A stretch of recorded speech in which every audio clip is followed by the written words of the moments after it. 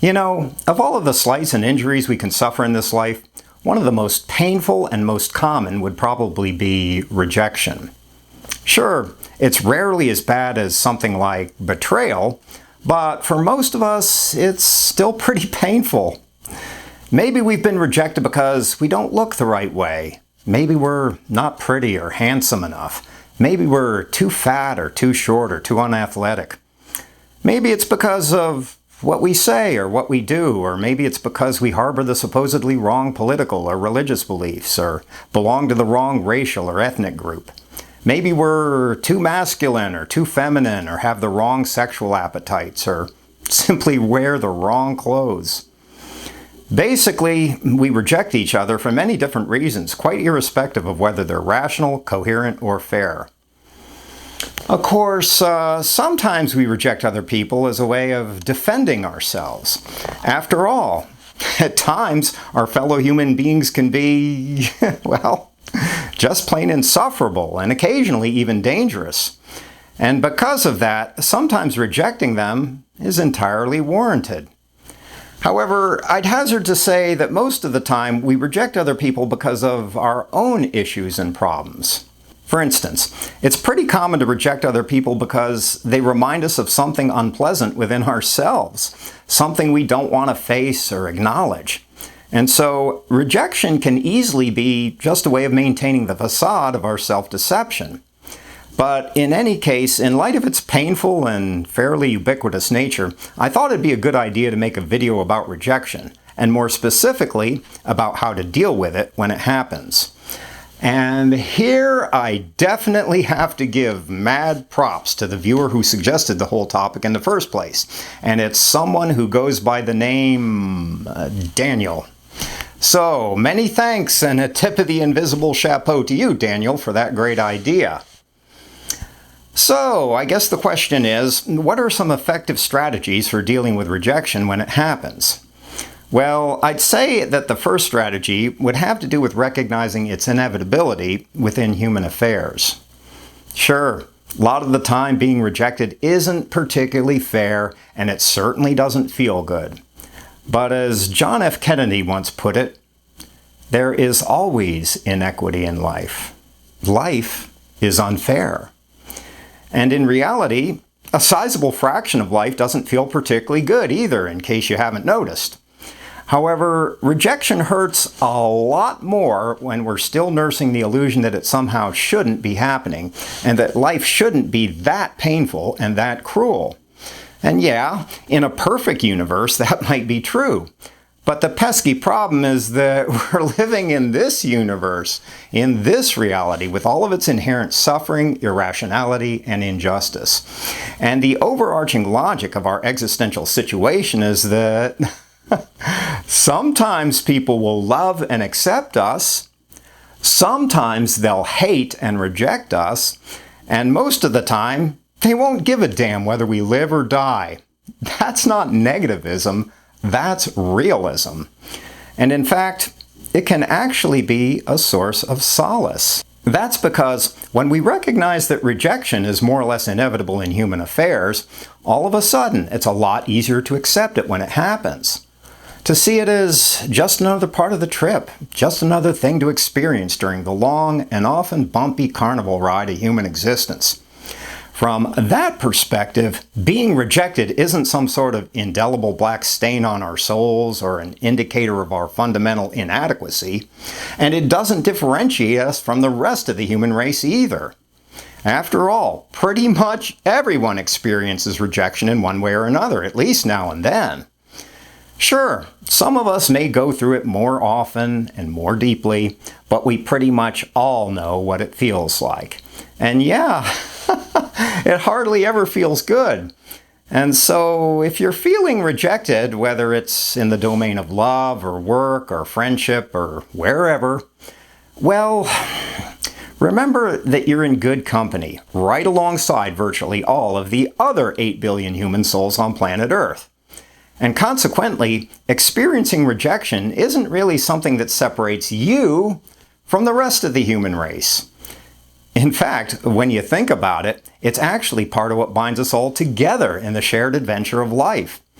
And realizing the truth of that can easily make rejection a lot less agonizing and a lot less alienating.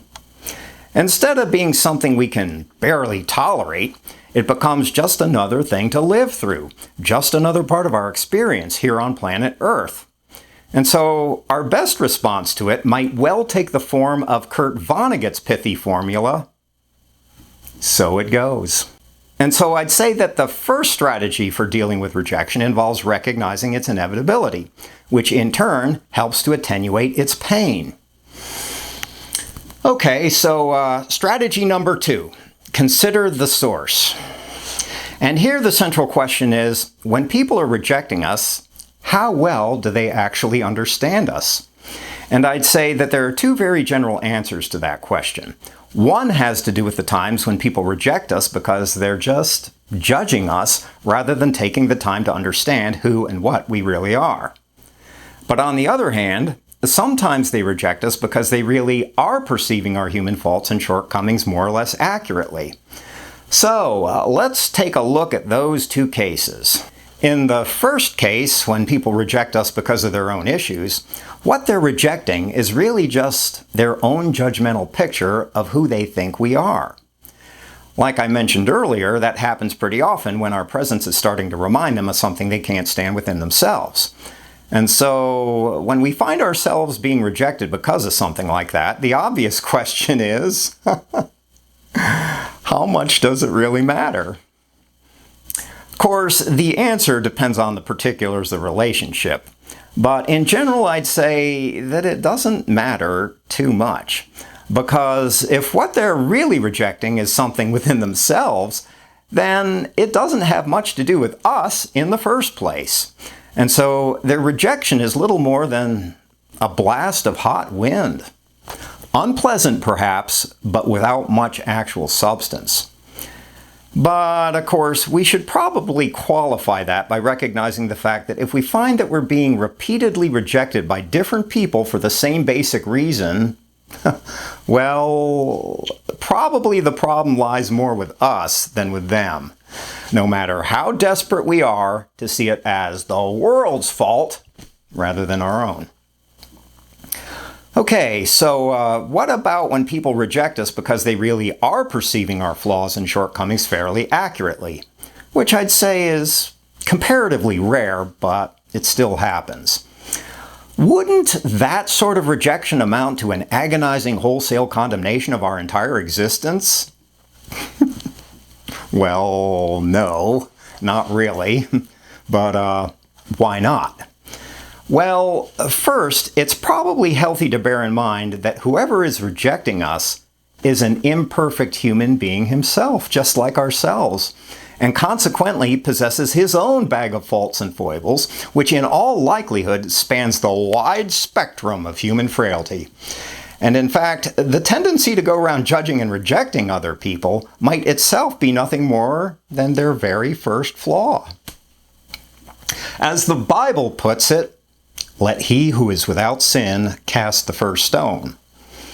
Of course, unlike what happened in the Bible, that logic doesn't always prevent sinners from casting stones. But it does help keep things in perspective when we're the ones being struck by them. So I'd say that the second strategy for dealing with rejection would be to consider the source of it. However, I'd say that a third and even better strategy would be to use being rejected as an occasion for personal growth, for becoming better, stronger, and wiser than we already are. And I'd say that that's especially true when other people's rejection is based upon a more or less accurate perception of our personal shortcomings. That's because in that case, we have a real opportunity to catch sight of ways that we can improve ourselves. However, I'd also say that that usually presents us with a fairly difficult psychological challenge, mostly because it requires letting go of our self-importance, and especially our egoistic desperation to see ourselves as being already fully evolved, already perfected, and hence without any serious need to improve or better ourselves.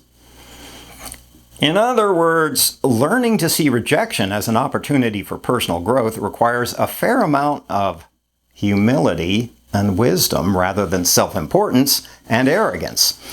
And for most of us, that's a substantial struggle, mostly because it demands a kind of courage.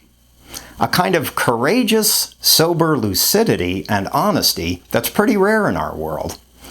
However, if we're able to summon enough of that kind of courage, it can easily turn the defeat of rejection into a kind of victory and a real opportunity to better ourselves, a chance to become deeper and greater than we already are, to break some of the chains and shackles that bind us to an existence that's much smaller than it really needs to be. And so I'd say that a third strategy for dealing with rejection would be to use it as an occasion for personal growth and development. And this brings us to the fourth strategy, and it has to do with authenticity, which I'd like to introduce with a series of possibly impertinent questions. Regardless of whether or not people have good reasons for rejecting us, is it really our job to live according to their judgments, preferences, and values? Sure, there may be a certain irreducible fraction of that sort of thing in human affairs. And at the same time, there's never, ever a shortage of self-appointed dictators eager to tell us what we should be thinking and feeling and how we should be living. But when you think about it, isn't the whole point of human existence to be living our lives and not someone else's? Personally, I'd say, well, yeah. And in fact, hell yeah. Because the important thing is to learn to be what we are and to move toward what we can possibly become in this world. To take flight into the rarefied skies of human existence as the unique and singular beings we really are.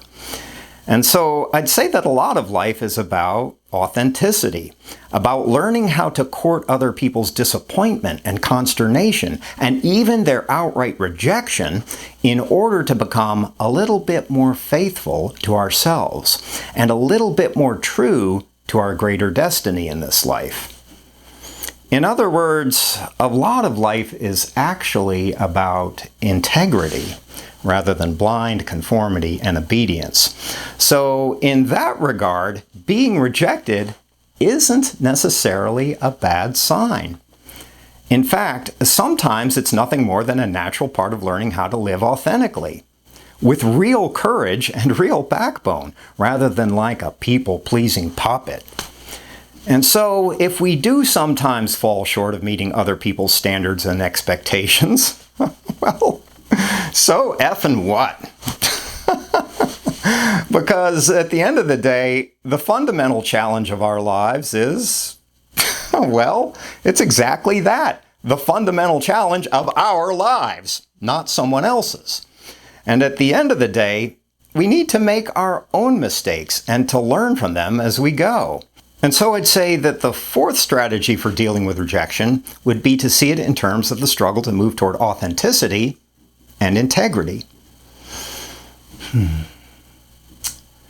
After all, when the terrible day comes, when we're drawing our last few dying breaths in this world, when we find ourselves teetering in a precarious balance between everything we've ever known and the incomprehensible vastness that lies before us, when that fateful day arrives, its leaden skies filled with ominous clouds and sudden flashes of lightning, how do you think you'll feel? How do you think you'll feel if you finally have to face the fact that you've squandered your entire existence by continually kowtowing to other people's hollow tin gods, by always deferring obsequiously to someone else's values and agendas, never, not even once, summoning the courage to risk their possible rejection, and then to start living your own unique and unduplicatable life, and to seek out your own best destiny in the process? How do you think you'll feel? How do you think you're gonna freaking feel if you suddenly realize that you've never existed authentically? Not really. Do you think that'll make you happy as you look backward over all of your yesterdays? 'Cause I bet it won't. I bet it really won't, because of all of the ways to die. I think that one would be the most tragic one, and maybe even the only tragic one. Anyhow, just a few little questions for you in the spirit of memento mori, perhaps. And that brings us to the, where does that bring us? That brings us to the fifth. Yeah, the fifth, right? Strategy. And it has to do with finding our spiritual kin in this world. That's because rejection is significantly more painful when we don't have people in our lives who are supporting and encouraging us. The kind of people who do put in the time and effort to understand us and who affirm us in the depth of our humanity. With all of our wonderful, sterling qualities and all of our irritating foibles intact. I call those sorts of people our spiritual family, or maybe our spiritual kin, or our kindred souls. And at this point, it may seem a little strange to consider the possibility that you might actually be part of a second hidden family that extends far beyond the limits of chromosomes and DNA. But the fact is that kinship in its purely biological sense can be a very cheap and superficial thing. And I bet that some of you out there in YouTube land know the truth of that all too well. Sure, our prevailing social conventions can make it seem like blood has to be a great big deal. And sometimes it even is. But I'd say that a fair fraction of the time, all of that's really nothing more than a fanciful illusion. Just a socially sanctioned mirage that ends up binding us to people for reasons other than the actual value of our relationships with them. And speaking of memento mori, by the way, that means a reminder of death in Latin, I'd say that life is far too short for that sort of thing, or at least for slogging through a whole lot of it. So at this point, the question is, well, how do we know whether or not someone is part of our spiritual family? And I'd say that for the most part, it's a matter of having a certain kind of experience consistently over time. And that experience mostly has to do with an almost inexplicable sense of proximity, connection, and familiarity. The kind of experience where, in the midst of so many trivial, banal, and utterly forgettable moments alongside our fellow human beings, we suddenly feel like we've come home, like we're returning to our secret point of origin. I think that the 90s rock band Concrete Blonde, which is one of my personal favorites, captured this pretty well. They sing, "It's a matter of time before they find me. I'm waiting for a sign from one of my kind. I'm waiting for the time to fall behind me. I'm waiting for a sign from one of my kind." Well, aren't we all? But of course, detecting signs from one of our kind means cultivating enough awareness so that we can perceive them in the first place. In other words, finding our spiritual kin means developing and deepening our consciousness, because without that, we can easily miss the subtle signs we're looking for. Or worse yet, we can easily fool ourselves into thinking that we found a kindred soul, when in reality, we're still light years away. For instance, an example. I think that sort of thing happens fairly often when we convince ourselves that we finally found our soulmate, only to discover, maybe a year or two later, that what we really found was our soul enemy. Oops. And by the way, I'd say that there's absolutely no shame in having to go through that sort of experience, even repeatedly, because as the philosopher Friedrich Nietzsche once noted, it's not easy to understand the blood of another. And all of that inherent complexity is only compounded when you consider the fact that our souls are metamorphosizing and evolving over time. So that means that it's pretty much imperative to develop our consciousness and perceptual sensitivity so that we can recognize our spiritual kin when we encounter them. And here, as I so often say in my videos, I've personally found meditation to be invaluable in that respect. Mostly because it's very difficult to develop our consciousness when it's seething with all sorts of din and distraction. And so it's important to learn how to empty ourselves and to bring ourselves into alignment with the subtle power of silence and stillness. And like I said, I've personally found that meditation is a pretty good way of doing that. But in any case, I'd say that the fifth strategy for dealing with rejection is to learn to find our spiritual family in this world so that we can enjoy a sense of being understood, affirmed, and supported as we move through life's journey. And that brings us to the sixth and a final strategy: forgive and move on. And here I'd say that a big part of what makes rejection so painful doesn't actually have to do with the people who are rejecting us per se, but with our own lingering resentment of them. As the old adage goes, resentment is a lot like taking poison and then expecting the other person to die. And so the question becomes, how can we learn to let go of our anger and resentment when we've been rejected? Preferably sooner rather than later. And I'd say that one of the best ways has to do with practicing forgiveness. But here I feel like I also have to address a couple of fairly common misconceptions about it. First, popular opinion would probably hold that forgiveness is a way of being magnanimous with people when they've hurt us.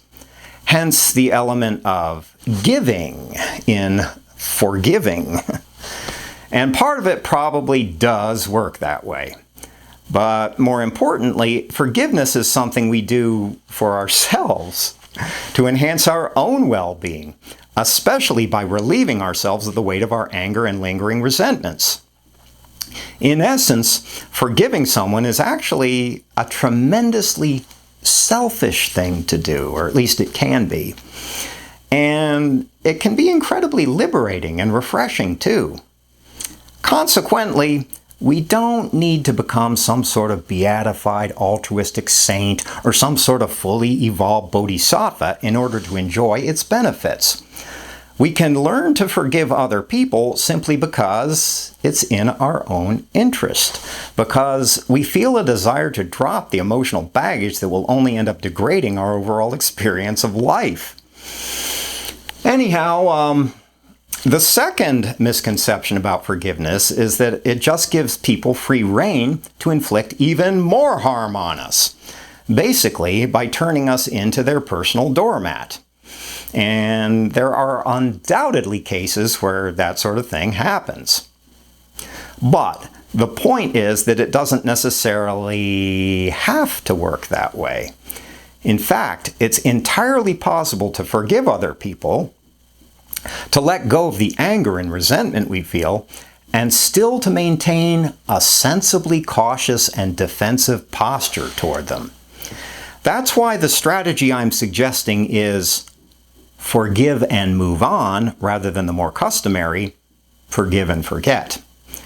It's because when we forgive, it's still important not to forget that we might need to proceed cautiously in the future. After all, while the world can be a wonderful and magical place at times, it can also be pretty dangerous and predatory. And it's not too wise to act like that isn't true.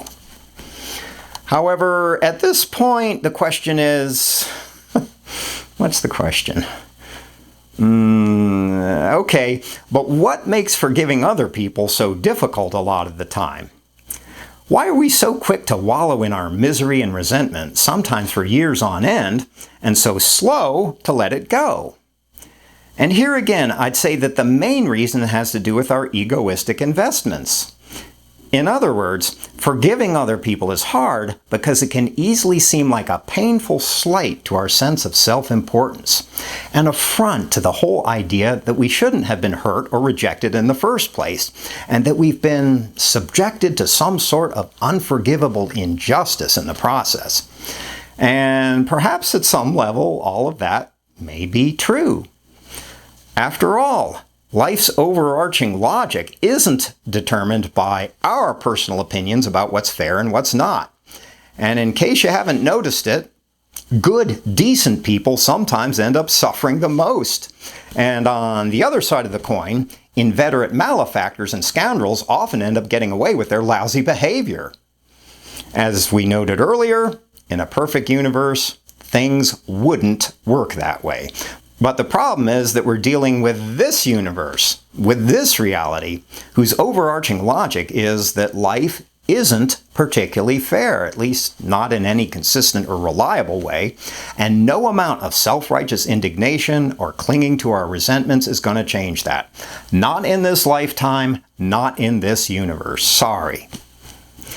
And so the only real question is, how and when are we going to adapt ourselves to that reality? Consequently, it doesn't help to indulge in the fantasy that we shouldn't have to experience rejection.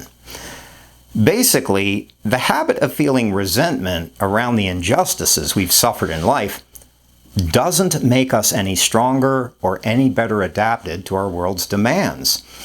In the end, it only debilitates and disempowers us. And we're almost always much better served by forgiving and then moving on. So that would be my sixth strategy for dealing with rejection. And so, okay, there they are. Half a dozen strategies for dealing with rejection, and probably for dealing with a lot of life's other negative experiences too. So, let's take a minute to summarize them. Strategy number 1. Learn to recognize and accept the inevitability of rejection in human affairs. Strategy number 2. Consider the source of the rejection, especially with an eye toward gauging whether there's any actual validity to it, or whether it's just a reflection of someone's own personal problems and pathologies. Strategy number 3. Use rejection as an opportunity for personal growth and development, especially when people are rejecting us for reasons that are more or less valid. Strategy number 4. Treat rejection as an opportunity to live with more integrity and authenticity. Strategy number 5, right? Find your spiritual family. The people that truly see and understand you and that affirm your humanity. And finally, drum roll please.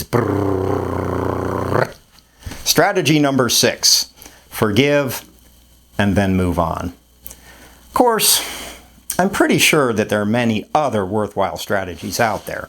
And ultimately, it's probably best to employ several of them as your own particular situation warrants. But in any case, those are the 6 that have served me pretty well throughout the years. Anyhow, so, yeah, as usual, thanks for taking the time to watch and listen. I appreciate your visiting my YouTube channel and listening to what I have to say. And I appreciate your presence in this world more generally too, in case no one's told you that recently. And of course, as always, take care of your soul.